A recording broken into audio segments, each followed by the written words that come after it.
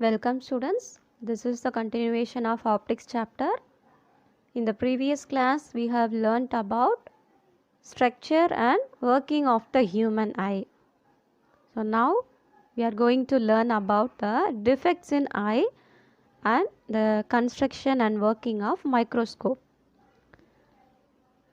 A normal human eye can see all the objects clearly placed between 25 centimeter and infinity. So this is called power of accommodation. We have learnt in the previous class. So human eye can see clearly all the objects placed between 25 centimeter and infinity. But for some people, the eye loses its power of accommodation. This is due to many reasons, including aging. Hence, their vision becomes defective. So, let us discuss some of the common defects of human eye. So, there are four: myopia, hypermetropia, presbyopia, and astigmatism. So, these are the common defects in eye. Myopia and hypermetropia. So, here we are going to differentiate them, myopia and hypermetropia, so we can understand easily. So myopia is known as short-sightedness, hypermetropia is known as long-sightedness. So what is the other name for myopia? Short-sightedness. Then for hypermetropia, long-sightedness. So myopia occurs due to the lengthening of eyeball, but hypermetropia occurs due to shortening of eyeball. In myopia, nearby objects can be seen clearly, distant objects cannot be seen clearly. So we can see the nearby objects clearly in myopia. Hypermetropia, nearby objects cannot be seen clearly, but distant objects can be seen clearly. So it is known as long-sightedness. Distant objects can be seen clearly in hypermetropia. So next one, focal length of the eye lens is reduced. So that's why we can see the nearby objects clearly, because focal length of the eye lens is reduced, or otherwise distance between eye lens and retina increases. So the far point will not be infinity for such eyes. The far point has come closer. But in hypermetropia, focal length of the eye lens is increased, so we can see the distant objects clearly. That is, distance between eye lens and retina decreases. Here the near point will not be at 25 centimeter, so the near point has moved further. The image of the distant objects are formed before the retina in myopia. So this defect can be corrected using a concave lens. But in hypermetropia, the image of the nearby objects are formed behind the retina. So retina acts as screen. So here the image formed behind the retina. So this defect can be corrected using a convex lens. So these are the important differences between myopia and hypermetropia. So short-sightedness, long-sightedness. In myopia, nearby objects can be seen clearly. In hypermetropia, distant objects can be seen clearly. So here the far point will not be infinity, so it has come closer. Here the near point will not be at 25 centimeter, so the near point has moved further. So this myopia is corrected using a concave lens. Hypermetropia is can be corrected using a convex lens. Next one is presbyopia. Due to aging, ciliary muscles become weak and the eye lens become rigid. That is, the eye lens is not flexible, and so the eye loses its power of accommodation. So due to aging, ciliary muscles become weak. So eye lens become rigid. So eye loses its power of accommodation. Because of this, an aged person cannot see the nearby objects clearly. So it is called as old age hypermetropia. Some persons may have both the defects of vision, myopia as well as hypermetropia. This can be corrected by bifocal lenses. So here an aged person cannot see the nearby objects clearly, so it is called as old age hypermetropia. But for some persons, they have both the defects, myopia and hypermetropia. So that can be corrected by bifocal lenses, in which upper part consists of concave lens that is used for distant vision, and the lower part consists of convex lens that is used for reading purposes. Next defect is astigmatism. In this defect, I cannot see parallel and horizontal lines clearly. So see the picture. So differentiate the picture.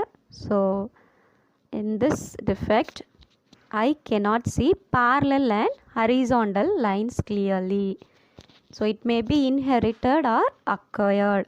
So it is due to imperfect structure of eye lens because of the development of cataract on the lens, ulceration of cornea, injury to the refracting surfaces, etc. So there are many factors: cataract of the lens, ulceration of cornea, injury to the refracting surfaces. Astigmatism can be corrected by using cylindrical lenses. So in this defect, I cannot see parallel and horizontal lines clearly. So due to the imperfect structure of eye lens. So it is because the development of cataract, ulceration of cornea, injury to the refracting surfaces, etc.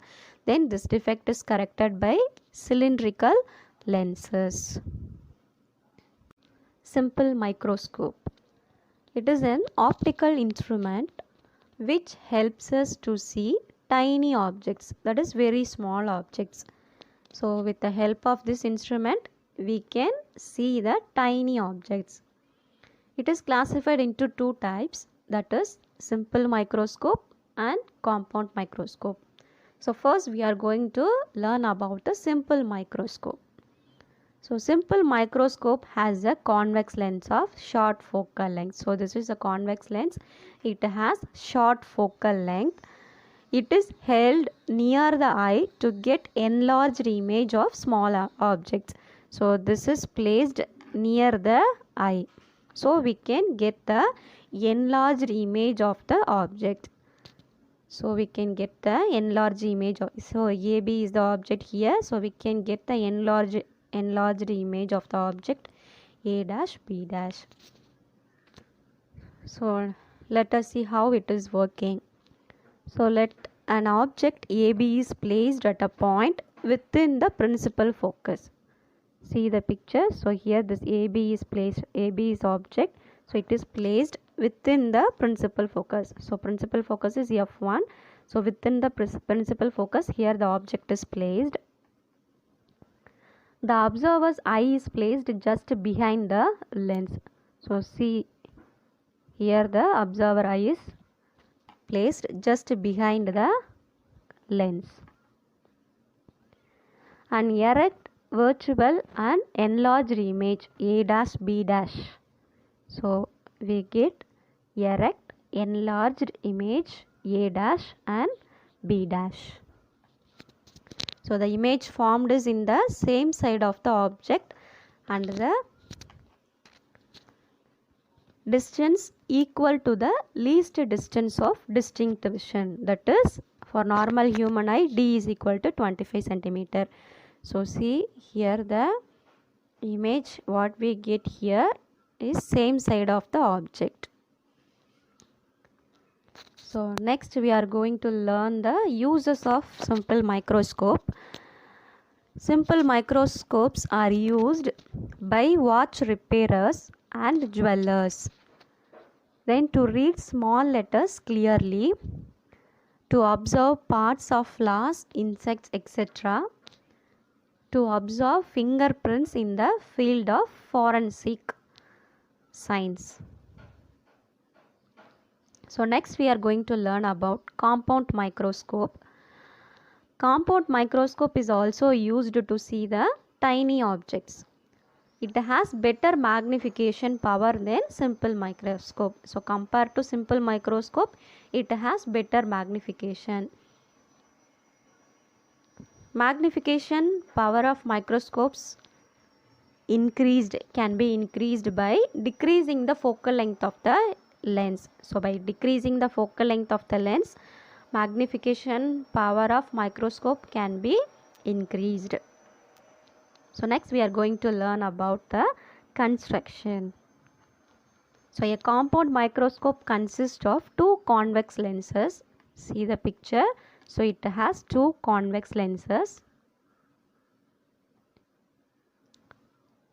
Two convex lenses.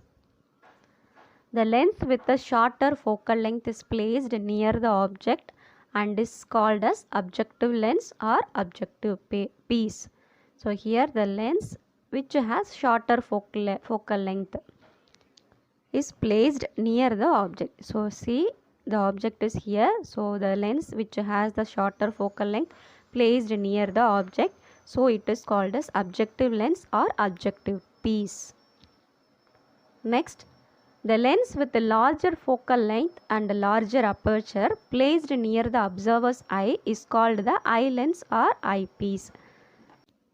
So compound microscope has two convex lenses, consists of two convex lenses.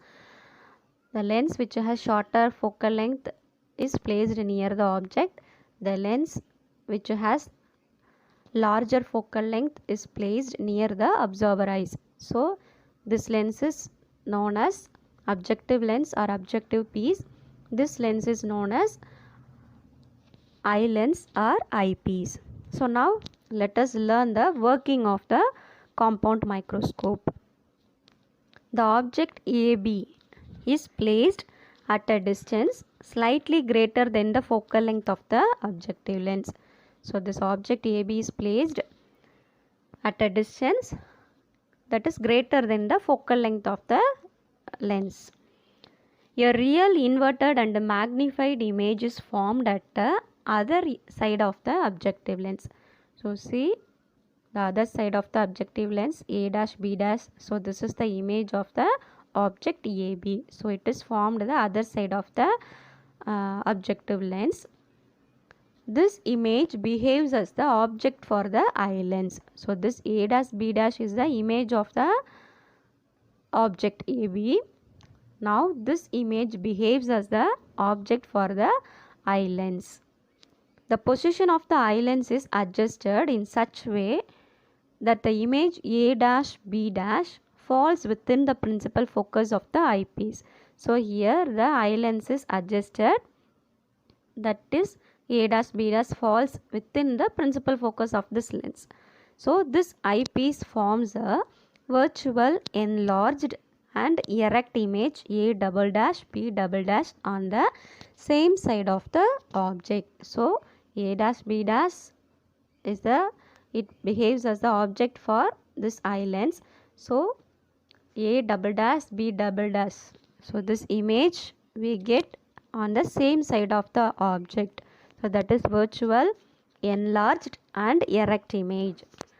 So this is the working of compound microscope. So AB is placed near the objective lens. Then AB is placed at a distance slightly greater than the principal focus of the focal length of the objective lens. So we get the inverted image A dash B dash on the other side of the objective lens. Then this image behaves as a object for eye lens. So we get A double dash B double dash, enlarged virtual image on the same side of the object. So compound microscope has 50 to 200 times more magnification power than simple microscope. So next we are going to learn about traveling microscope. So a traveling microscope is one of the best instrument for measuring very small length with high degree of accuracy at the order of 0.01 mm. So it works based on the principle of Vernier. Its least count is 0.01 millimeter. So students, hope you all understood about the defects, common defects in eye and microscope. Simple microscope, compound microscope and traveling microscope. Thank you.